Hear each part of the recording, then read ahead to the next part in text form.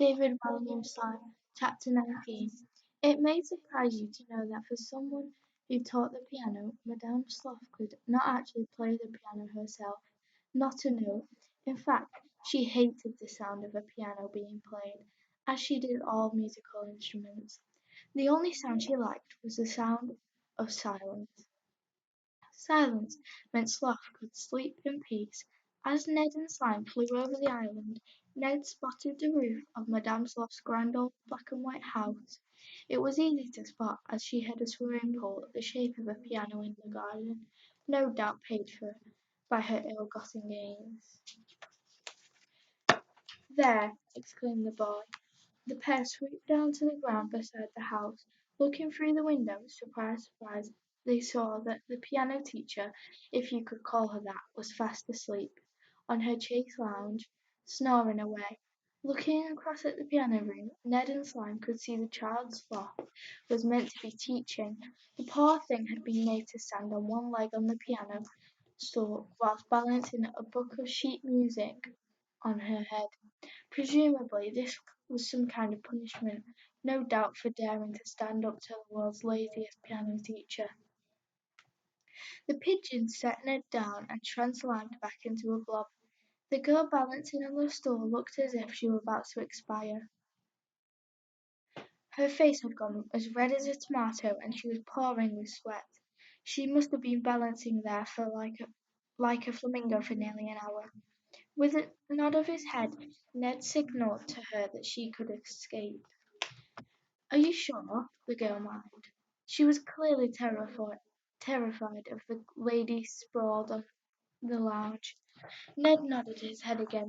Tentatively, the girl put down her other leg and breathed a gigantic sigh of relief. "Thank you," she mouthed, before tiptoeing out of the room. Slime slid under the boy's feet and inflated into a ball so Ned was just the right height to slide in through Sloth's open window. The boy eased himself through, landing on a piano stool. The slime ball followed. At first it was too fat to fit through. Then slime made itself thin and poured itself through the window. "Shush!" said Ned. "Let's not wake her up yet." How best to wake someone who loves silence? With the world's loudest noise, of course. "Slime," began the boy breathlessly. His idea was so good he couldn't get it out quick enough. "Yes," replied Slime, now turning back into a blob in the piano room. "I need you to become the hugest orchestra in the world." "Of course," said Slime, "and I want you to make the noisiest noise that ever—" Ned wasn't sure of the word, so guessed at one. Noised. This was perfect payback for Sloth's explosive bottomliness. In an instant the blob divided into 100 smaller blobs. These small blobs, smaller than globules, are called globulets. One by one they began to take shape.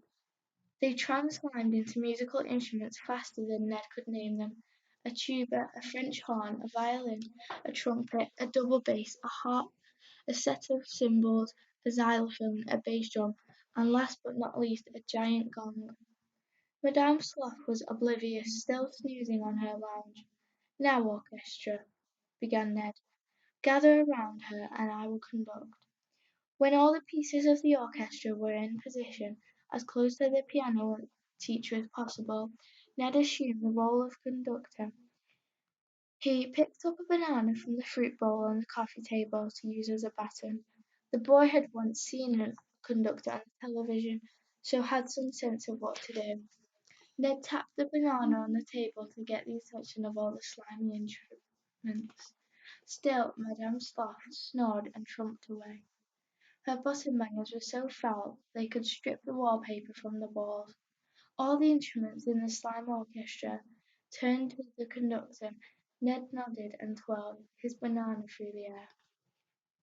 The noisiest noise that ever noised exploded into the room.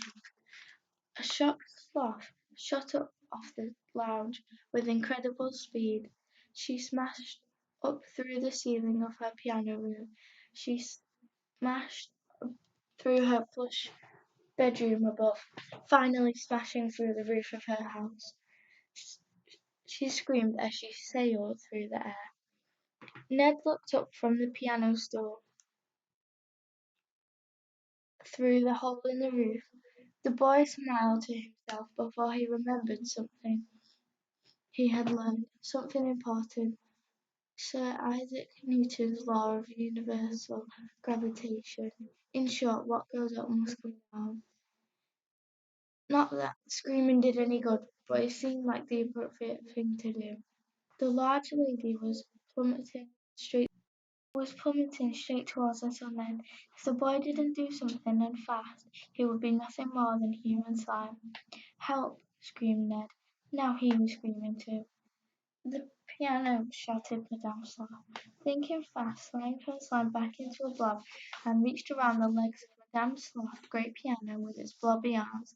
It yanked the instrument under the hole in the roof, knocking Ned on his piano stool out of the way as it did so. Madame Sloth screamed before she crash-landed into her own grand piano. "My piano!" she cried, from inside the mess of wood and keys and wire.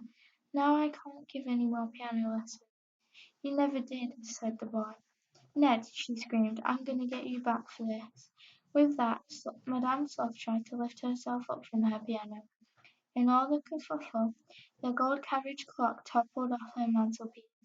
It clunked Madame Sloth on the head. She cried.